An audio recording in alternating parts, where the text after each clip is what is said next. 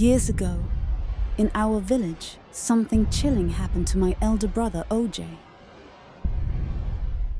We owned a vast farm, abundant with cassava, a vital source of food and income for our family.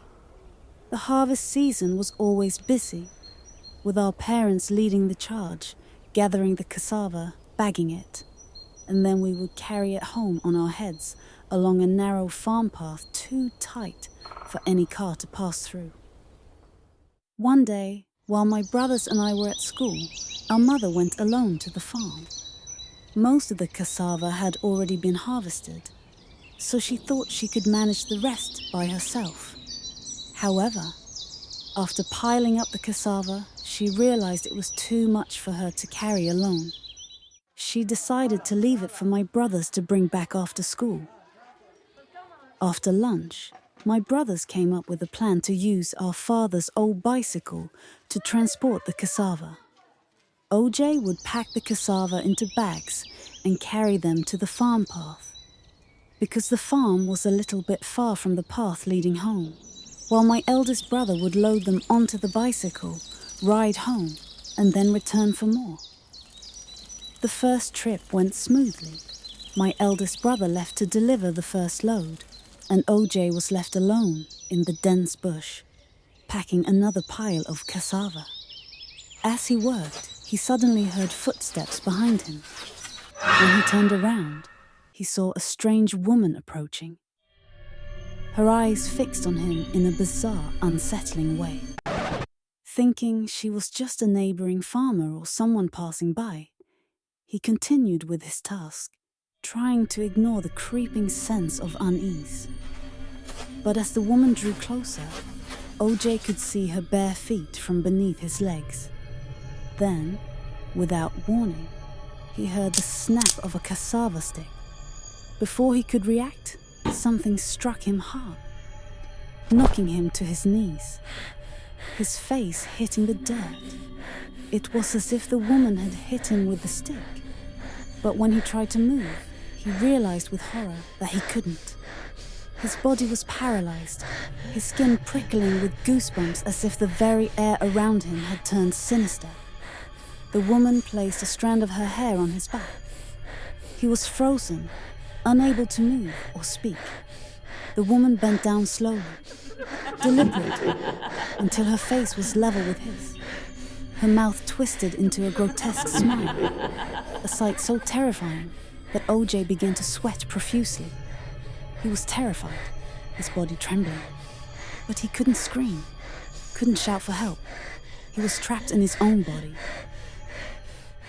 Meanwhile, my eldest brother had returned with the bicycle, waiting on the main path for OJ to bring the next load. But time passed, and OJ didn't appear. Growing impatient, he called out for OJ, his voice echoing through the stillness of the farm. But there was no response. Strangely, he felt no urge to investigate, as if something was keeping him from venturing into the bush. An old palm wine tapper, who happened to be nearby, heard my eldest brother's calls. Concerned, he approached and asked why my brother hadn't gone to check on OJ. Suspecting something was wrong, the old man offered to accompany him into the bush to see what had happened.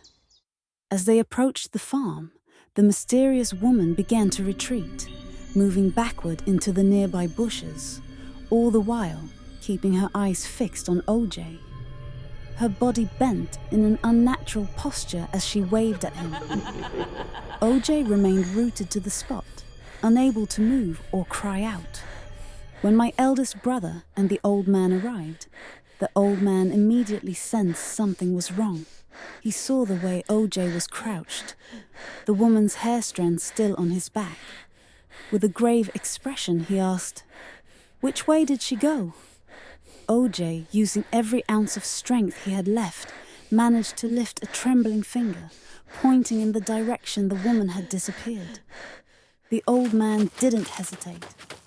Grabbing his machete, he charged into the bushes. But the mysterious woman was nowhere to be found. He returned to OJ and used a leaf to carefully brush the woman's hair strand off OJ's back. With the strange spell broken, OJ was finally able to move, and they brought him home.